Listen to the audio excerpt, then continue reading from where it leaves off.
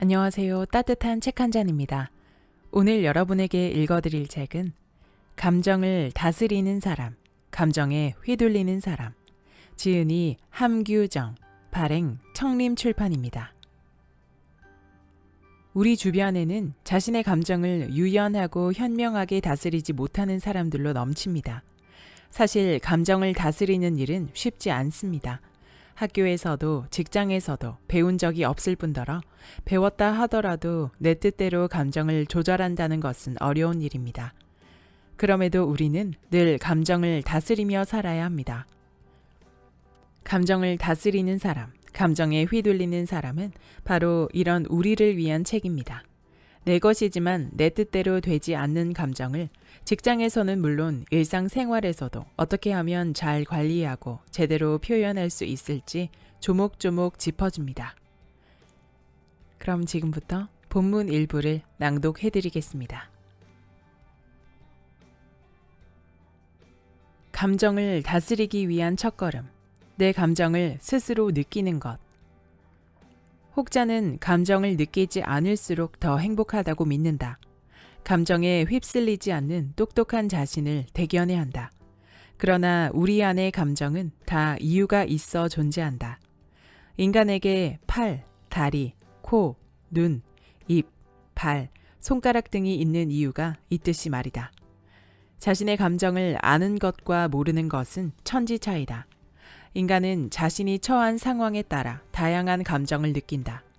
자신의 내면에 떠오르는 감정을 스스로 느끼고 나면 그 감정을 다루기도 쉬워진다.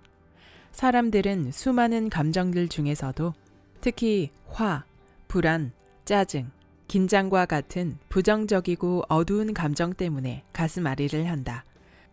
이런 감정들이 생기더라도 자꾸 부정하고 싶어하고 인정하려고 하지 않는다. 얼굴이 벌겋게 달아오르고 온몸이 부들부들 떨릴 정도로 화가 나도 화가 난 게 아니라고 말한다. 몸은 화가 난 증상을 보이는데 머리에서는 자꾸 아니라고 하니 몸과 마음이 따로 노는 격이다. 감정을 느끼는 것은 매우 중요하다. 느껴야 조절할 수 있기 때문이다. 자신의 감정을 알아야 힘이 들 때 스스로를 위로해 줄 수 있다. 그렇다고 별 감정이 들지도 않는데 억지로 감정을 찾아내라는 것은 아니다.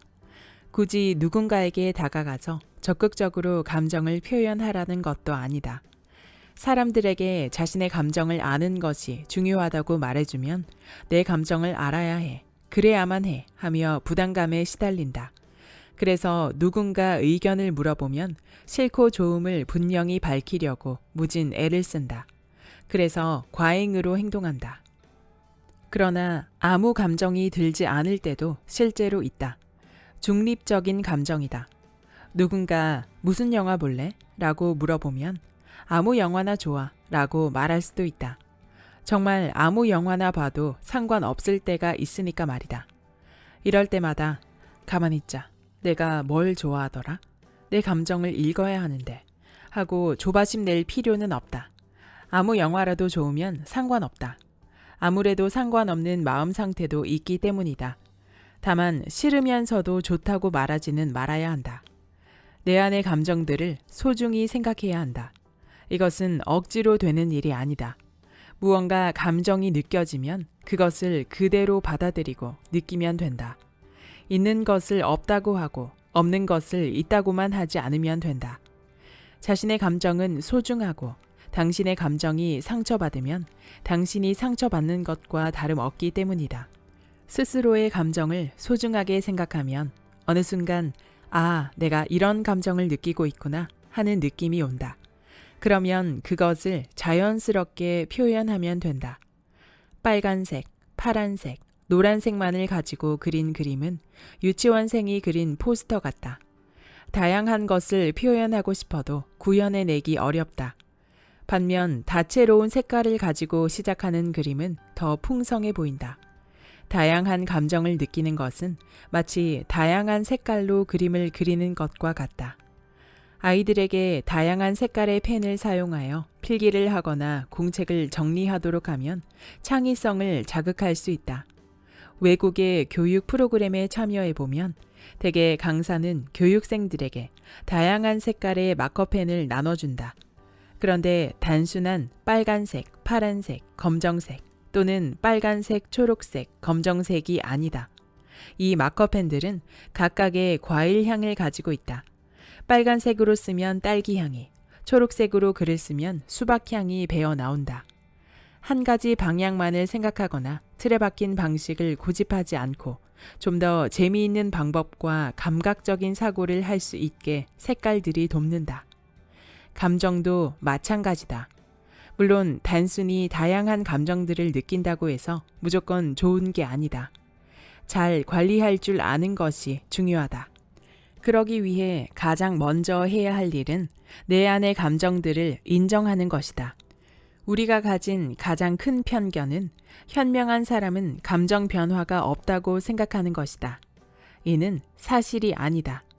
역사 속의 현인들도 아무런 감정도 느끼지 못하는 냉철 로봇이 아니었다. 진정한 현인은 다양한 감정을 인정하고 받아들이되 그것을 현명하게 조절할 줄 아는 사람들이었다는 것을 기억하자.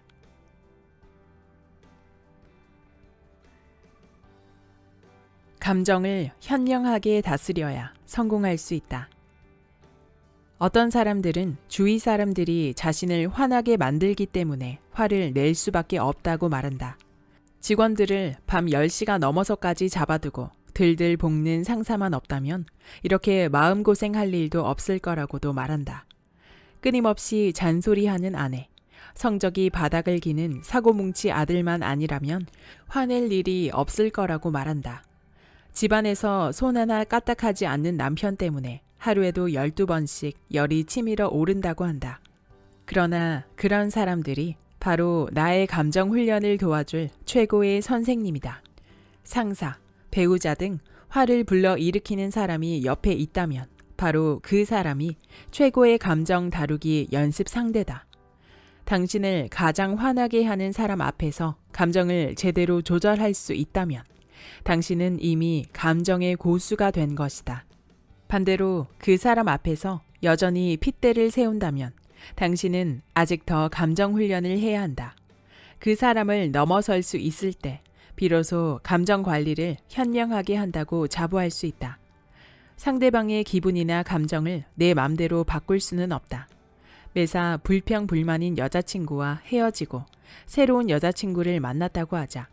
과연 행복해질 수 있을까?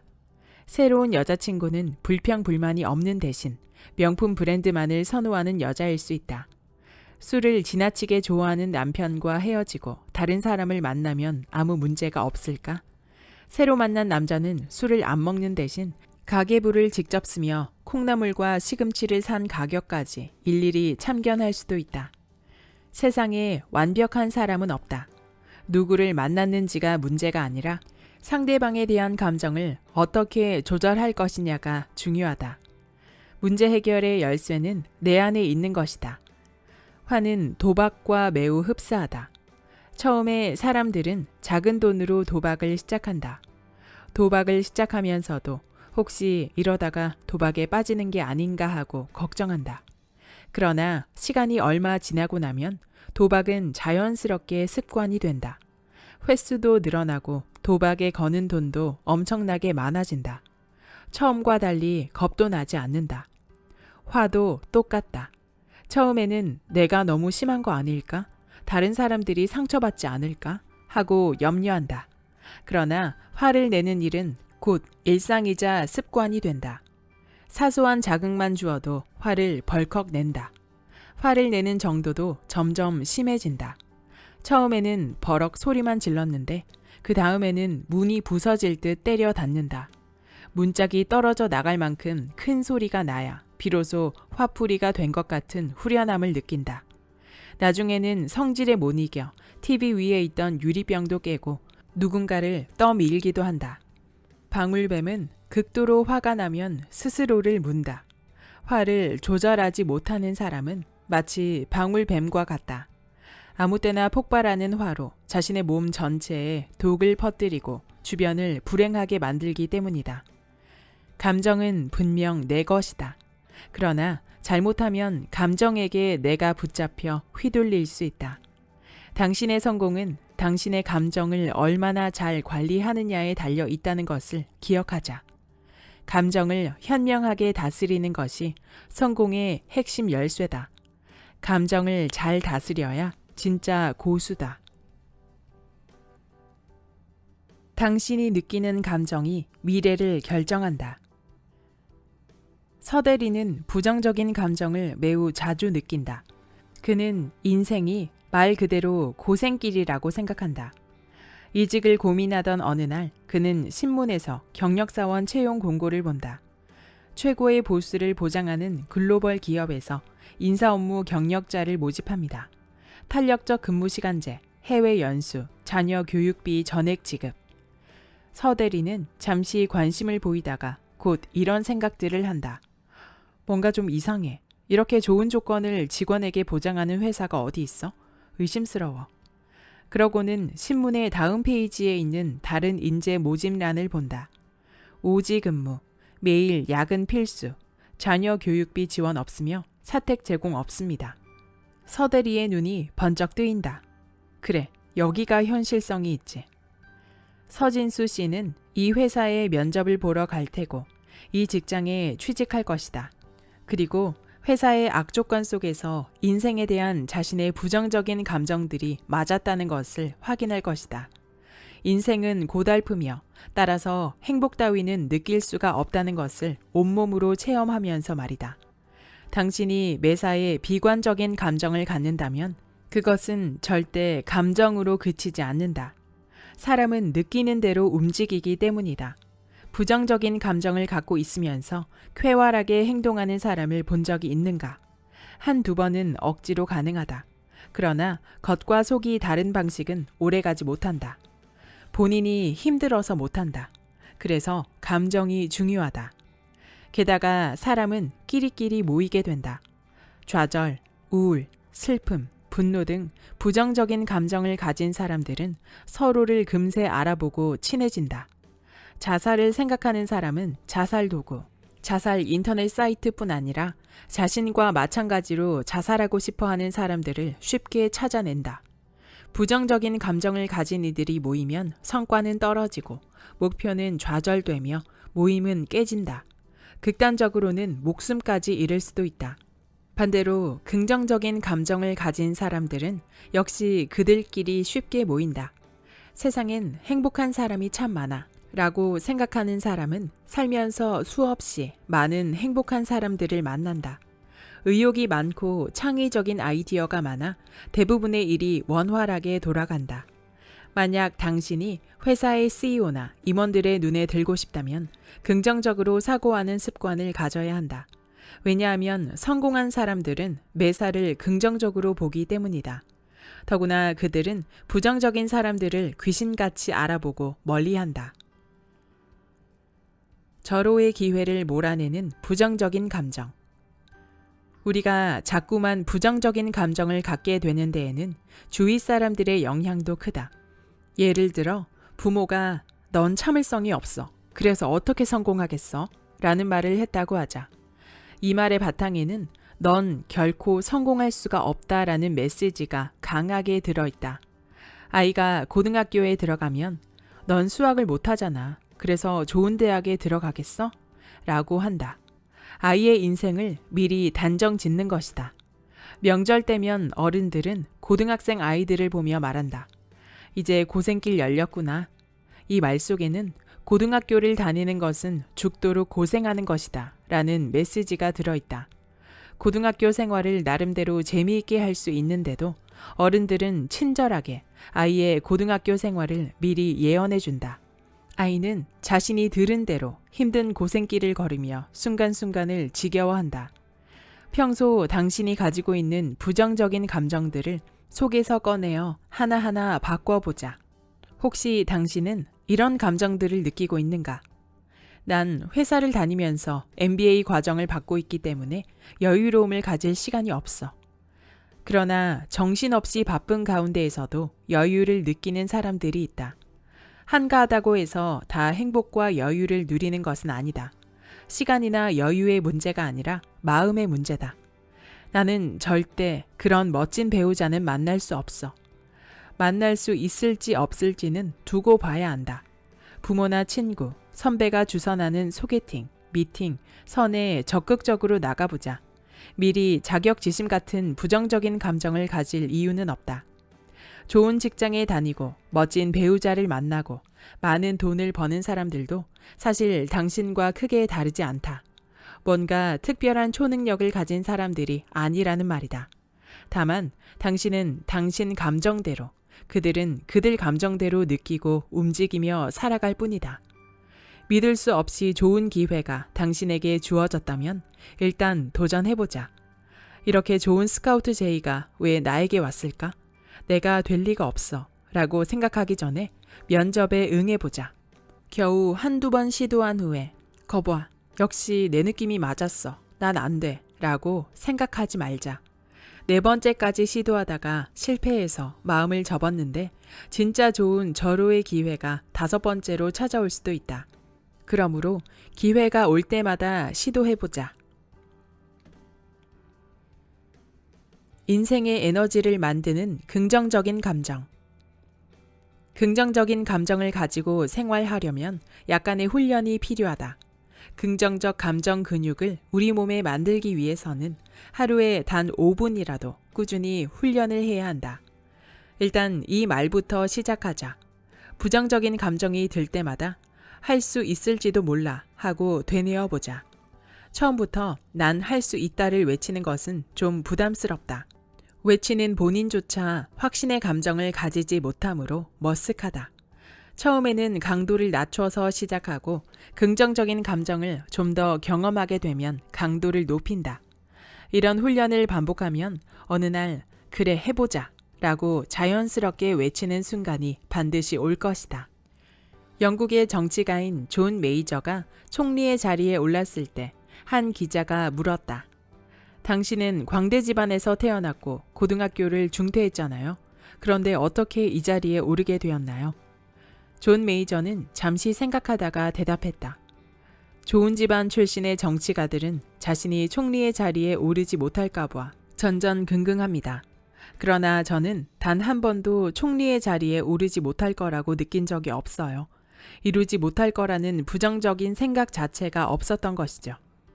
부정적일수록 부정적인 방향으로 일이 진행될 확률이 더 높다. 카 레이싱에서 자동차가 잘못된 차선으로 들어가지 않고 끝까지 잘 달릴 수 있는 방법을 아는가? 그것은 바로 가지 말아야 할 방향을 바라보는 게 아니라 가야 할 방향만을 바라보는 것이다. 가서는 안 될 방향을 바라보면 이상하게도 그쪽으로 자동차가 굴러간다. 인생도 마찬가지다. 당신이 바라보는 방향이 부정적이라면 그 방향대로 당신의 인생이 끌려가게 되어 있다. 난 이 일에 성공하지 못해 라고 말한다면 결코 성공할 수 없다. 성공하지 못하도록, 그 목표를 달성하지 못하도록 당신 안에 있는 모든 감정 에너지가 적극적으로 동원되기 때문이다. 우리가 긍정적인 감정을 가져야 하는 이유가 바로 여기에 있다. 삶이 힘들고 어렵기 때문에 매사에 부정적인 시각을 갖게 되었다고 변명하지 말자. 매사에 부정적인 당신의 감정 때문에 삶이 더더욱 힘들고 어려워졌을 수도 있다. 미국의 작가 제임스 브랜치 캐벌의 말을 기억하자. 낙관주의자는 무엇이든지 할 수 있는 세상에서 살고 있다고 믿는 반면 비관주의자는 그 주장이 사실일까 봐 두려워하며 살아간다. 행복과 불행은 내 감정이 결정한다.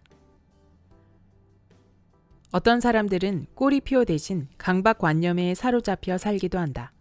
일명 뭐뭐까지는 이라는 강박관념이다. 사람들은 이러한 강박관념을 가지고 살아가면서 스스로 행복해지는 것을 막는다.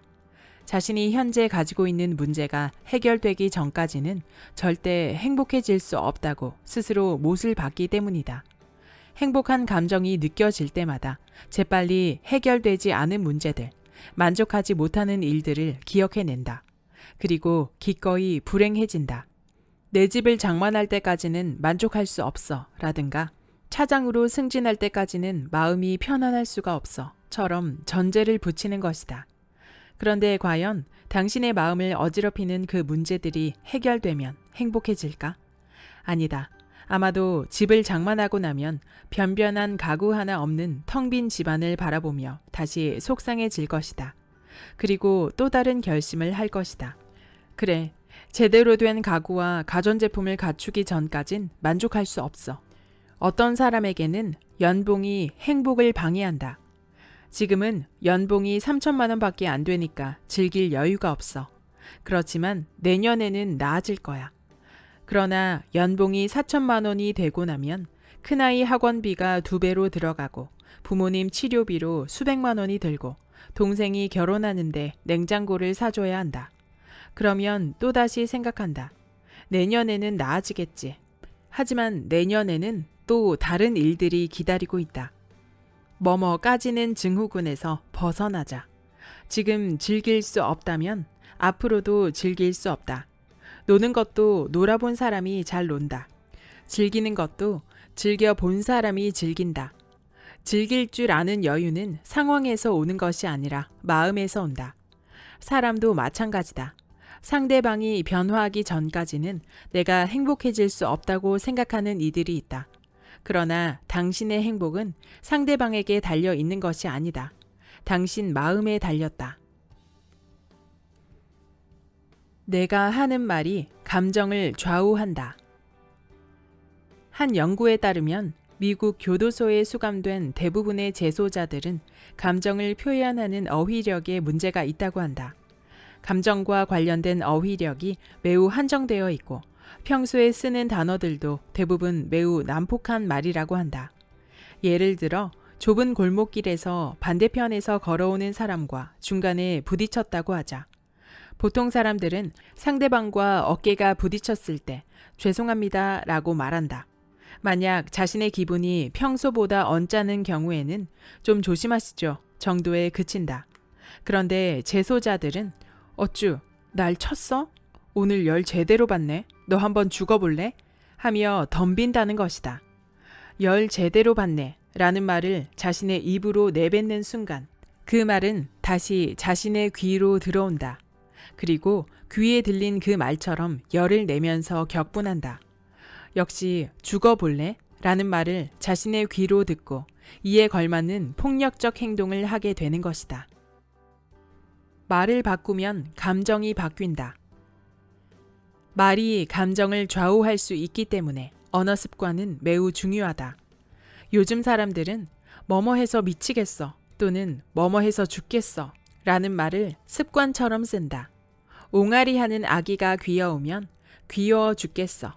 새로 만난 애인이 마음에 들면 좋아서 미치겠어. 매일 반복되는 야근 때문에 지치면 힘들어 돌아가시겠네를 외친다. 긍정적인 의미이든 부정적인 의미이든 말이 너무 세고 과하다.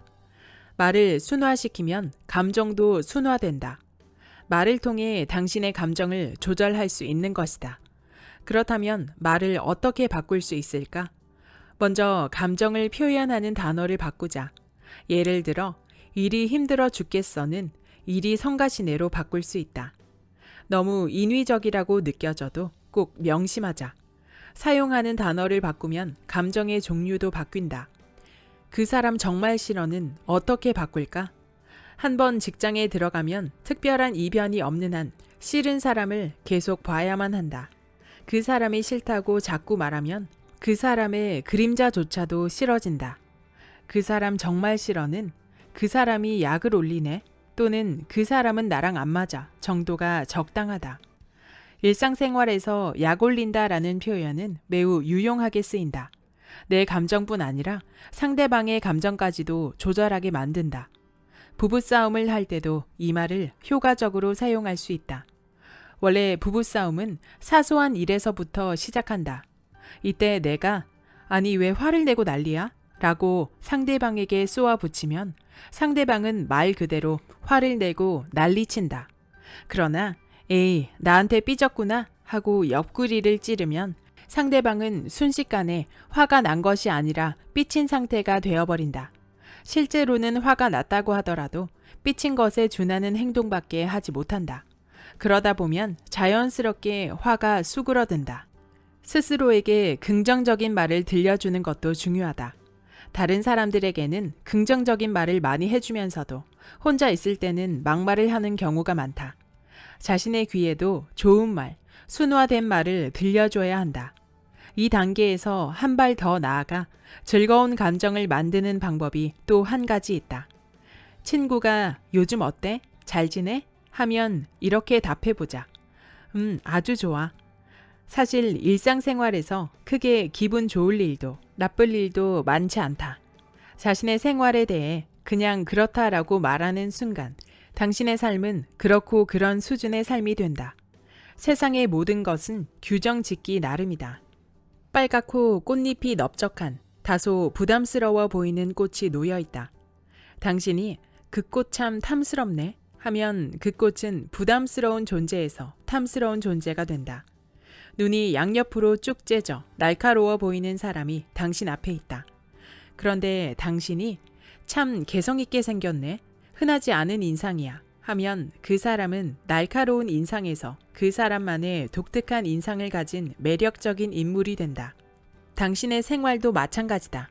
당신은 당신의 생활을 어떻게 묘사하고 싶은가? 흥미도 없고 재미도 없는 무미건조한 삶인가? 아니면 짜릿하고 즐겁고 살아볼 만한 멋진 삶인가? 후자를 원한다면 어중간한 대답 대신 다른 대답을 준비해보자. 활력이 넘쳐, 살맛 나지, 기분이 날아갈 것 같아, 최고야 등의 표현을 써보자. 감정의 단어가 감정을 만들어낸다. 당신이 표현한 대로 느끼게 된다는 것을 명심하자. 여기까지 감정을 다스리는 사람, 감정에 휘둘리는 사람의 본문 일부였습니다. 이 책의 저자 함규정님은 비즈니스 감정 코칭 전문가입니다. 저자는 다양한 사람들의 감정이 부딪히는 비즈니스 현장이나 회사에서 내 감정을 어떻게 관리하는 것이 좋은지에 깊은 관심을 가지고 수많은 비즈니스맨들과 CEO들을 직접 상담하고 코칭하는 일을 하고 있습니다. 책 속에서 저자는 똑같은 환경에서 살고 있을지라도 자신의 감정을 현명하고 지혜롭게 다스릴 수 있느냐 없느냐에 따라 누구는 행복한 삶을 살고 누구는 불행한 삶을 살아간다고 강조합니다. 저도 마찬가지이지만 일상생활에서 인간 관계 속에서 일터에서 생겨나는 수많은 감정들을 있는 그대로 받아들이고 조절해 나가는 것은 정말 쉽지가 않습니다. 하지만 이 책에서는 감정 관리를 왜 해야 하는지, 감정 관리를 어떻게 해야 하는지, 유형별 감정관리법 사례 또한 친절하게 코칭해주고 있어 감정을 잘 다루는 데에 한 발짝 익숙해지도록 도움을 받을 수 있었습니다. 감정은 두세 개가 아니라 여러 가지의 색깔들처럼 다양하므로 자신의 감정을 있는 그대로 받아들이고 자연스레 표현하는 것이 감정 관리의 시작이라고 저자는 이야기합니다. 그리고 화, 우울, 두려움처럼 부정적인 감정을 다루는 방법들도 아주 상세히 설명하고 있어서 좋았습니다. 저도 평소에 두 아이 육아를 하면서 화가 불쑥불쑥 올라올 때가 무척 많았는데요. 시간이 지나면 조금만 참을 걸 하고 후회하는 경우가 대부분이었습니다.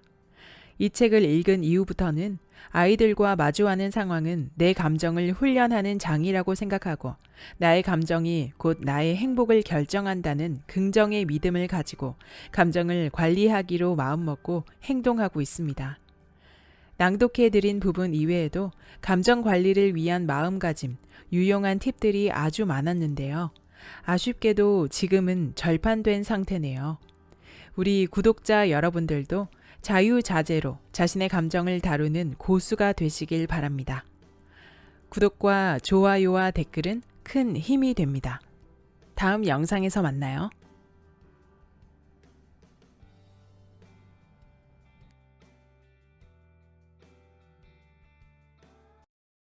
감정을 다스리기 위한 첫걸음. 내 감정을 스스로 느끼는 것. 혹자는 감정을 느끼지 않을수록 더 행복하다고 믿는다. 감정에 휩쓸리지 않는 똑똑한 자신을 대견해야 한다. 그러나 우리 안의 감정은 다 이유가 있어 존재한다. 인간에게 팔, 다리, 코, 눈, 입, 발, 손가락 등이 있는 이유가 있듯이 말이다. 자신의 감정을 아는 것과 모르는 것은 천지 차이다. 인간은 자신이 처한 상황에 따라 다양한 감정을 느낀다. 자신의 내면에 떠오르는 감정을 스스로 느끼고 나면 그 감정을 다루기도 쉬워진다. 사람들은 수많은 감정들 중에서도 특히 화, 불안, 짜증, 긴장과 같은 부정적이고 어두운 감정 때문에 가슴앓이를 한다. 이런 감정들이 생기더라도 자꾸 부정하고 싶어하고 인정하려고 하지 않는다. 얼굴이 벌겋게 달아오르고 온몸이 부들부들 떨릴 정도로 화가 나도 화가 난 게 아니라고 말한다. 몸은 화가 난 증상을 보이는데 머리에서는 자꾸 아니라고 하니 몸과 마음이 따로 노는 격이다. 감정을 느끼는 것은 매우 중요하다. 느껴야 조절할 수 있기 때문이다. 자신의 감정을 알아야 힘이 들 때 스스로를 위로해 줄 수 있다. 그렇다고 별 감정이 들지도 않는데 억지로 감정을 찾아내라는 것은 아니다. 굳이 누군가에게 다가가서 적극적으로 감정을 표현하라는 것도 아니다. 사람들에게 자신의 감정을 아는 것이 중요하다고 말해주면 내 감정을 알아야 해, 그래야만 해 하며 부담감에 시달린다. 그래서 누군가 의견을 물어보면 싫고 좋음을 분명히 밝히려고 무진 애를 쓴다. 그래서 과잉으로 행동한다. 그러나 아무 감정이 들지 않을 때도 실제로 있다.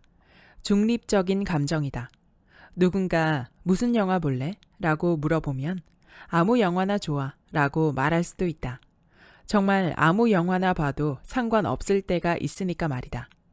이럴 때마다 가만히 있자. 내가 뭘 좋아하더라? 내 감정을 읽어야 하는데 하고 조바심 낼 필요는 없다. 아무 영화라도 좋으면 상관없다. 아무래도 상관없는 마음 상태도 있기 때문이다. 다만 싫으면서도 좋다고 말하지는 말아야 한다. 내 안의 감정들을 소중히 생각해야 한다. 이것은 억지로 되는 일이 아니다. 무언가 감정이 느껴지면 그것을 그대로 받아들이고 느끼면 된다. 있는 것을 없다고 하고 없는 것을 있다고만 하지 않으면 된다. 자신의 감정은 소중하고 당신의 감정이 상처받으면 당신이 상처받는 것과 다름없기 때문이다. 스스로의 감정을 소중하게 생각하면 어느 순간 아, 내가 이런 감정을 느끼고 있구나 하는 느낌이 온다. 그러면 그것을 자연스럽게 표현하면 된다. 빨간색, 파란색, 노란색만을 가지고 그린 그림은 유치원생이 그린 포스터 같다. 다양한 것을 표현하고 싶어도 구현해내기 어렵다. 반면 다채로운 색깔을 가지고 시작하는 그림은 더 풍성해 보인다. 다양한 감정을 느끼는 것은 마치 다양한 색깔로 그림을 그리는 것과 같다. 아이들에게 다양한 색깔의 펜을 사용하여 필기를 하거나 공책을 정리하도록 하면 창의성을 자극할 수 있다. 외국의 교육 프로그램에 참여해보면 대개 강사는 교육생들에게 다양한 색깔의 마커펜을 나눠준다. 그런데 단순한 빨간색, 파란색, 검정색 또는 빨간색, 초록색, 검정색이 아니다. 이 마커펜들은 각각의 과일 향을 가지고 있다. 빨간색으로 쓰면 딸기 향이, 초록색으로 글을 쓰면 수박 향이 배어 나온다. 한 가지 방향만을 생각하거나 틀에 박힌 방식을 고집하지 않고 좀 더 재미있는 방법과 감각적인 사고를 할 수 있게 색깔들이 돕는다. 감정도 마찬가지다. 물론 단순히 다양한 감정들을 느낀다고 해서 무조건 좋은 게 아니다. 잘 관리할 줄 아는 것이 중요하다. 그러기 위해 가장 먼저 해야 할 일은 내 안의 감정들을 인정하는 것이다. 우리가 가진 가장 큰 편견은 현명한 사람은 감정 변화가 없다고 생각하는 것이다. 이는 사실이 아니다. 역사 속의 현인들도 아무런 감정도 느끼지 못하는 냉철 로봇이 아니었다. 진정한 현인은 다양한 감정을 인정하고 받아들이되 그것을 현명하게 조절할 줄 아는 사람들이었다는 것을 기억하자.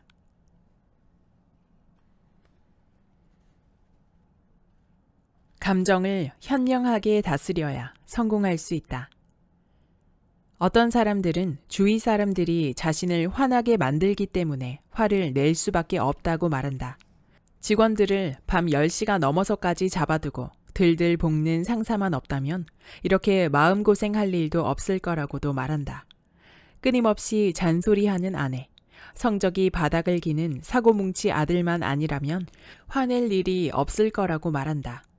집안에서 손 하나 까딱하지 않는 남편 때문에 하루에도 12번씩 열이 치밀어 오른다고 한다.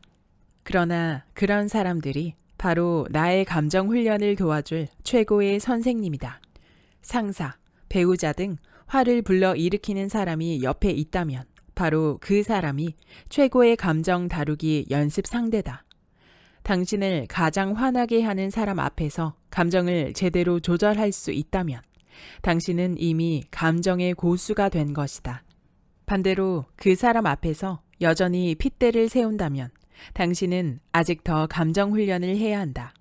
그 사람을 넘어설 수 있을 때 비로소 감정 관리를 현명하게 한다고 자부할 수 있다. 상대방의 기분이나 감정을 내 맘대로 바꿀 수는 없다. 매사 불평불만인 여자친구와 헤어지고 새로운 여자친구를 만났다고 하자. 과연 행복해질 수 있을까? 새로운 여자친구는 불평불만이 없는 대신 명품 브랜드만을 선호하는 여자일 수 있다. 술을 지나치게 좋아하는 남편과 헤어지고 다른 사람을 만나면 아무 문제가 없을까? 새로 만난 남자는 술을 안 먹는 대신 가계부를 직접 쓰며 콩나물과 시금치를 산 가격까지 일일이 참견할 수도 있다. 세상에 완벽한 사람은 없다. 누구를 만났는지가 문제가 아니라 상대방에 대한 감정을 어떻게 조절할 것이냐가 중요하다. 문제 해결의 열쇠는 내 안에 있는 것이다. 화는 도박과 매우 흡사하다. 처음에 사람들은 작은 돈으로 도박을 시작한다. 도박을 시작하면서도 혹시 이러다가 도박에 빠지는 게 아닌가 하고 걱정한다. 그러나 시간이 얼마 지나고 나면 도박은 자연스럽게 습관이 된다. 횟수도 늘어나고 도박에 거는 돈도 엄청나게 많아진다. 처음과 달리 겁도 나지 않는다. 화도 똑같다. 처음에는 내가 너무 심한 거 아닐까? 다른 사람들이 상처받지 않을까? 하고 염려한다. 그러나 화를 내는 일은 곧 일상이자 습관이 된다. 사소한 자극만 주어도 화를 벌컥 낸다. 화를 내는 정도도 점점 심해진다. 처음에는 버럭 소리만 질렀는데 그 다음에는 문이 부서질 듯 때려 닫는다. 문짝이 떨어져 나갈 만큼 큰 소리가 나야 비로소 화풀이가 된 것 같은 후련함을 느낀다. 나중에는 성질에 못 이겨 TV 위에 있던 유리병도 깨고 누군가를 떠밀기도 한다. 방울뱀은 극도로 화가 나면 스스로를 문다. 화를 조절하지 못하는 사람은 마치 방울뱀과 같다. 아무 때나 폭발하는 화로 자신의 몸 전체에 독을 퍼뜨리고 주변을 불행하게 만들기 때문이다. 감정은 분명 내 것이다. 그러나 잘못하면 감정에게 내가 붙잡혀 휘둘릴 수 있다. 당신의 성공은 당신의 감정을 얼마나 잘 관리하느냐에 달려 있다는 것을 기억하자. 감정을 현명하게 다스리는 것이 성공의 핵심 열쇠다. 감정을 잘 다스려야 진짜 고수다. 당신이 느끼는 감정이 미래를 결정한다. 서대리는 부정적인 감정을 매우 자주 느낀다. 그는 인생이 말 그대로 고생길이라고 생각한다. 이직을 고민하던 어느 날 그는 신문에서 경력사원 채용 공고를 본다. 최고의 보수를 보장하는 글로벌 기업에서 인사 업무 경력자를 모집합니다. 탄력적 근무시간제, 해외 연수, 자녀 교육비 전액 지급. 서대리는 잠시 관심을 보이다가 곧 이런 생각들을 한다. 뭔가 좀 이상해. 이렇게 좋은 조건을 직원에게 보장하는 회사가 어디 있어? 의심스러워. 그러고는 신문의 다음 페이지에 있는 다른 인재 모집란을 본다. 오지 근무, 매일 야근 필수, 자녀 교육비 지원 없으며 사택 제공 없습니다. 서대리의 눈이 번쩍 뜨인다. 그래, 여기가 현실성이 있지. 서진수 씨는 이 회사에 면접을 보러 갈 테고 이 직장에 취직할 것이다. 그리고 회사의 악조건 속에서 인생에 대한 자신의 부정적인 감정들이 맞았다는 것을 확인할 것이다. 인생은 고달프며 따라서 행복 따위는 느낄 수가 없다는 것을 온몸으로 체험하면서 말이다. 당신이 매사에 비관적인 감정을 갖는다면 그것은 절대 감정으로 그치지 않는다. 사람은 느끼는 대로 움직이기 때문이다. 부정적인 감정을 갖고 있으면서 쾌활하게 행동하는 사람을 본 적이 있는가? 한두 번은 억지로 가능하다. 그러나 겉과 속이 다른 방식은 오래가지 못한다. 본인이 힘들어서 못한다. 그래서 감정이 중요하다. 게다가 사람은 끼리끼리 모이게 된다. 좌절, 우울, 슬픔, 분노 등 부정적인 감정을 가진 사람들은 서로를 금세 알아보고 친해진다. 자살을 생각하는 사람은 자살 도구, 자살 인터넷 사이트뿐 아니라 자신과 마찬가지로 자살하고 싶어 하는 사람들을 쉽게 찾아낸다. 부정적인 감정을 가진 이들이 모이면 성과는 떨어지고 목표는 좌절되며 모임은 깨진다. 극단적으로는 목숨까지 잃을 수도 있다. 반대로 긍정적인 감정을 가진 사람들은 역시 그들끼리 쉽게 모인다. 세상엔 행복한 사람이 참 많아 라고 생각하는 사람은 살면서 수없이 많은 행복한 사람들을 만난다. 의욕이 많고 창의적인 아이디어가 많아 대부분의 일이 원활하게 돌아간다. 만약 당신이 회사의 CEO나 임원들의 눈에 들고 싶다면 긍정적으로 사고하는 습관을 가져야 한다. 왜냐하면 성공한 사람들은 매사를 긍정적으로 보기 때문이다. 더구나 그들은 부정적인 사람들을 귀신같이 알아보고 멀리한다. 절호의 기회를 몰아내는 부정적인 감정. 우리가 자꾸만 부정적인 감정을 갖게 되는 데에는 주위 사람들의 영향도 크다. 예를 들어 부모가 넌 참을성이 없어. 그래서 어떻게 성공하겠어? 라는 말을 했다고 하자. 이 말의 바탕에는 넌 결코 성공할 수가 없다라는 메시지가 강하게 들어있다. 아이가 고등학교에 들어가면 넌 수학을 못하잖아. 그래서 좋은 대학에 들어가겠어? 라고 한다. 아이의 인생을 미리 단정 짓는 것이다. 명절 때면 어른들은 고등학생 아이들을 보며 말한다. 이제 고생길 열렸구나. 이 말 속에는 고등학교를 다니는 것은 죽도록 고생하는 것이다 라는 메시지가 들어있다. 고등학교 생활을 나름대로 재미있게 할 수 있는데도 어른들은 친절하게 아이의 고등학교 생활을 미리 예언해준다. 아이는 자신이 들은 대로 힘든 고생길을 걸으며 순간순간을 지겨워한다. 평소 당신이 가지고 있는 부정적인 감정들을 속에서 꺼내어 하나하나 바꿔보자. 혹시 당신은 이런 감정들을 느끼고 있는가?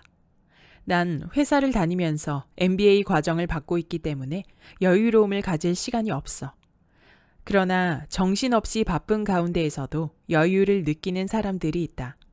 한가하다고 해서 다 행복과 여유를 누리는 것은 아니다. 시간이나 여유의 문제가 아니라 마음의 문제다. 나는 절대 그런 멋진 배우자는 만날 수 없어. 만날 수 있을지 없을지는 두고 봐야 한다. 부모나 친구, 선배가 주선하는 소개팅, 미팅, 선에 적극적으로 나가보자. 미리 자격지심 같은 부정적인 감정을 가질 이유는 없다. 좋은 직장에 다니고 멋진 배우자를 만나고 많은 돈을 버는 사람들도 사실 당신과 크게 다르지 않다. 뭔가 특별한 초능력을 가진 사람들이 아니라는 말이다. 다만 당신은 당신 감정대로, 그들은 그들 감정대로 느끼고 움직이며 살아갈 뿐이다. 믿을 수 없이 좋은 기회가 당신에게 주어졌다면 일단 도전해보자. 이렇게 좋은 스카우트 제의가 왜 나에게 왔을까? 내가 될 리가 없어 라고 생각하기 전에 면접에 응해보자. 겨우 한두 번 시도한 후에 거봐, 역시 내 느낌이 맞았어. 난 안 돼 라고 생각하지 말자. 네 번째까지 시도하다가 실패해서 마음을 접었는데 진짜 좋은 절호의 기회가 다섯 번째로 찾아올 수도 있다. 그러므로 기회가 올 때마다 시도해보자. 인생의 에너지를 만드는 긍정적인 감정. 긍정적인 감정을 가지고 생활하려면 약간의 훈련이 필요하다. 긍정적 감정 근육을 우리 몸에 만들기 위해서는 하루에 단 5분이라도 꾸준히 훈련을 해야 한다. 일단 이 말부터 시작하자. 부정적인 감정이 들 때마다 할 수 있을지도 몰라 하고 되뇌어 보자. 처음부터 난 할 수 있다를 외치는 것은 좀 부담스럽다. 외치는 본인조차 확신의 감정을 가지지 못하므로 머쓱하다. 처음에는 강도를 낮춰서 시작하고 긍정적인 감정을 좀 더 경험하게 되면 강도를 높인다. 이런 훈련을 반복하면 어느 날 그래 해보자 라고 자연스럽게 외치는 순간이 반드시 올 것이다. 영국의 정치가인 존 메이저가 총리의 자리에 올랐을 때 한 기자가 물었다.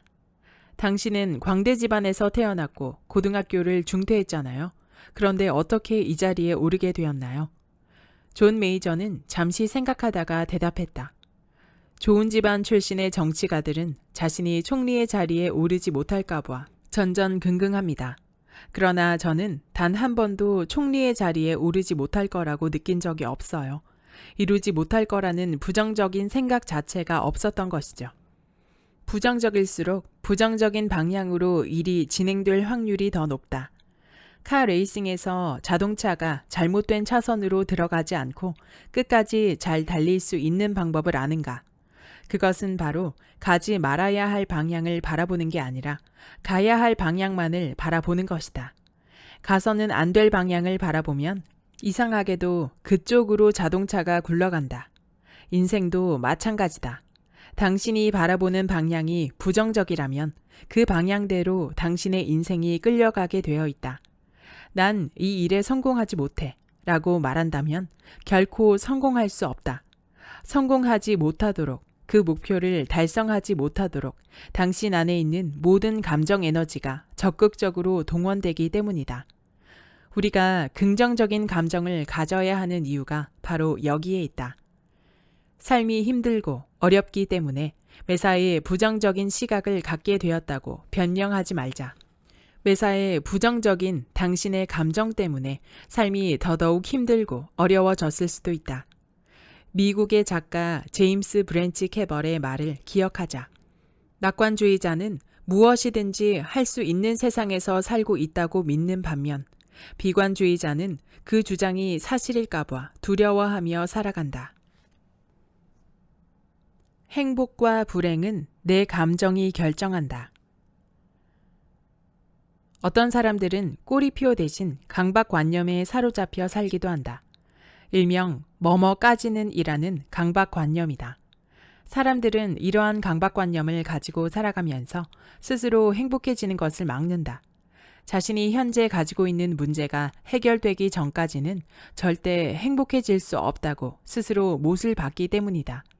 행복한 감정이 느껴질 때마다 재빨리 해결되지 않은 문제들, 만족하지 못하는 일들을 기억해낸다. 그리고 기꺼이 불행해진다. 내 집을 장만할 때까지는 만족할 수 없어 라든가 차장으로 승진할 때까지는 마음이 편안할 수가 없어 처럼 전제를 붙이는 것이다. 그런데 과연 당신의 마음을 어지럽히는 그 문제들이 해결되면 행복해질까? 아니다. 아마도 집을 장만하고 나면 변변한 가구 하나 없는 텅 빈 집안을 바라보며 다시 속상해질 것이다. 그리고 또 다른 결심을 할 것이다. 그래, 제대로 된 가구와 가전제품을 갖추기 전까진 만족할 수 없어. 어떤 사람에게는 연봉이 행복을 방해한다. 지금은 연봉이 3천만 원밖에 안 되니까 즐길 여유가 없어. 그렇지만 내년에는 나아질 거야. 그러나 연봉이 4천만 원이 되고 나면 큰아이 학원비가 2배로 들어가고 부모님 치료비로 수백만 원이 들고 동생이 결혼하는데 냉장고를 사줘야 한다. 그러면 또다시 생각한다. 내년에는 나아지겠지. 하지만 내년에는 또 다른 일들이 기다리고 있다. 뭐뭐까지는 증후군에서 벗어나자. 지금 즐길 수 없다면 앞으로도 즐길 수 없다. 노는 것도 놀아본 사람이 잘 논다. 즐기는 것도 즐겨본 사람이 즐긴다. 즐길 줄 아는 여유는 상황에서 오는 것이 아니라 마음에서 온다. 사람도 마찬가지다. 상대방이 변화하기 전까지는 내가 행복해질 수 없다고 생각하는 이들이 있다. 그러나 당신의 행복은 상대방에게 달려 있는 것이 아니다. 당신 마음에 달렸다. 내가 하는 말이 감정을 좌우한다. 한 연구에 따르면 미국 교도소에 수감된 대부분의 재소자들은 감정을 표현하는 어휘력에 문제가 있다고 한다. 감정과 관련된 어휘력이 매우 한정되어 있고 평소에 쓰는 단어들도 대부분 매우 난폭한 말이라고 한다. 예를 들어 좁은 골목길에서 반대편에서 걸어오는 사람과 중간에 부딪혔다고 하자. 보통 사람들은 상대방과 어깨가 부딪혔을 때 죄송합니다 라고 말한다. 만약 자신의 기분이 평소보다 언짢은 경우에는 좀 조심하시죠 정도에 그친다. 그런데 재소자들은 어쭈, 날 쳤어? 오늘 열 제대로 받네. 너 한번 죽어볼래? 하며 덤빈다는 것이다. 열 제대로 받네 라는 말을 자신의 입으로 내뱉는 순간 그 말은 다시 자신의 귀로 들어온다. 그리고 귀에 들린 그 말처럼 열을 내면서 격분한다. 역시 죽어볼래? 라는 말을 자신의 귀로 듣고 이에 걸맞는 폭력적 행동을 하게 되는 것이다. 말을 바꾸면 감정이 바뀐다. 말이 감정을 좌우할 수 있기 때문에 언어 습관은 매우 중요하다. 요즘 사람들은 뭐뭐해서 미치겠어 또는 뭐뭐해서 죽겠어 라는 말을 습관처럼 쓴다. 옹알이 하는 아기가 귀여우면 귀여워 죽겠어. 새로 만난 애인이 마음에 들면 좋아서 미치겠어. 매일 반복되는 야근 때문에 지치면 힘들어 돌아가시겠네를 외친다. 긍정적인 의미이든 부정적인 의미이든 말이 너무 세고 과하다. 말을 순화시키면 감정도 순화된다.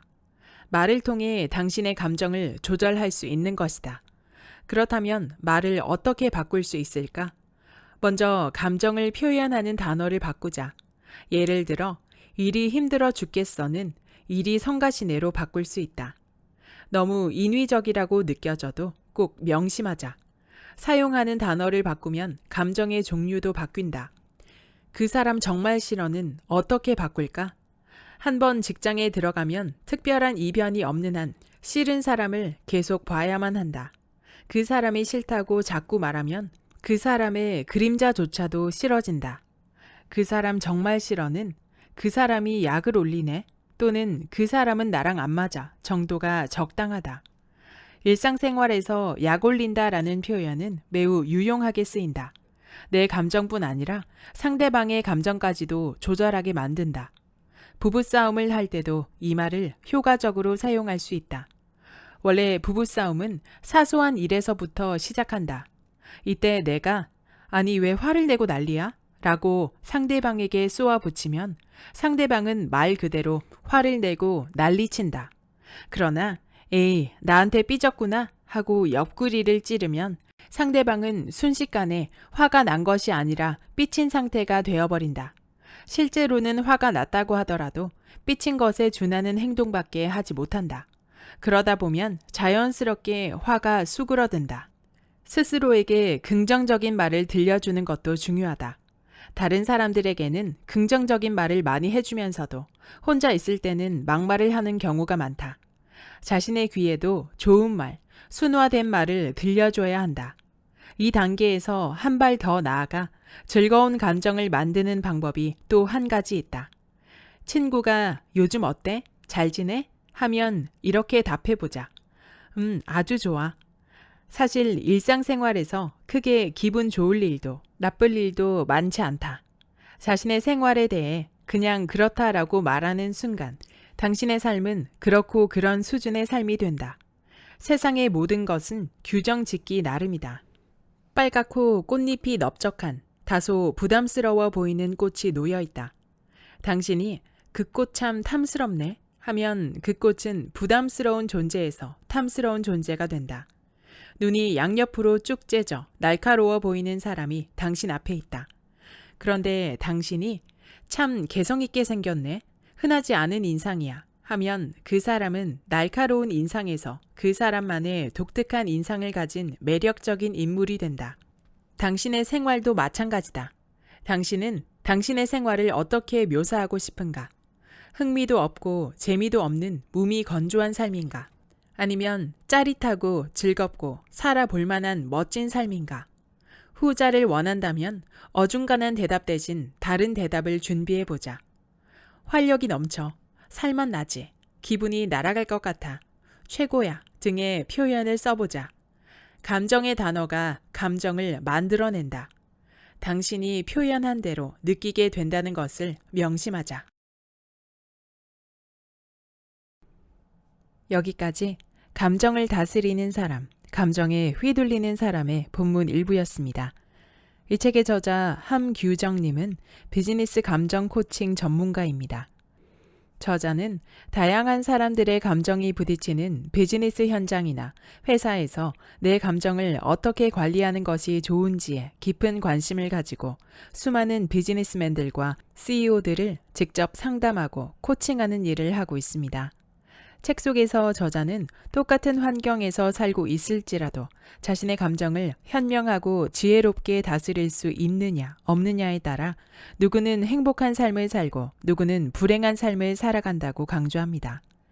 저도 마찬가지이지만 일상생활에서 인간 관계 속에서 일터에서 생겨나는 수많은 감정들을 있는 그대로 받아들이고 조절해 나가는 것은 정말 쉽지가 않습니다. 하지만 이 책에서는 감정 관리를 왜 해야 하는지, 감정 관리를 어떻게 해야 하는지, 유형별 감정관리법 사례 또한 친절하게 코칭해주고 있어 감정을 잘 다루는 데에 한 발짝 익숙해지도록 도움을 받을 수 있었습니다. 감정은 두세 개가 아니라 여러 가지의 색깔들처럼 다양하므로 자신의 감정을 있는 그대로 받아들이고 자연스레 표현하는 것이 감정 관리의 시작이라고 저자는 이야기합니다. 그리고 화, 우울, 두려움처럼 부정적인 감정을 다루는 방법들도 아주 상세히 설명하고 있어서 좋았습니다.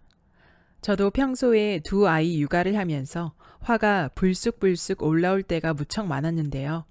시간이 지나면 조금만 참을 걸 하고 후회하는 경우가 대부분이었습니다. 이 책을 읽은 이후부터는 아이들과 마주하는 상황은 내 감정을 훈련하는 장이라고 생각하고 나의 감정이 곧 나의 행복을 결정한다는 긍정의 믿음을 가지고 감정을 관리하기로 마음먹고 행동하고 있습니다. 낭독해드린 부분 이외에도 감정 관리를 위한 마음가짐, 유용한 팁들이 아주 많았는데요. 아쉽게도 지금은 절판된 상태네요.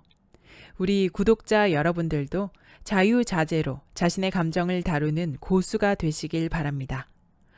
구독과 좋아요와 댓글은 큰 힘이 됩니다. 다음 영상에서 만나요.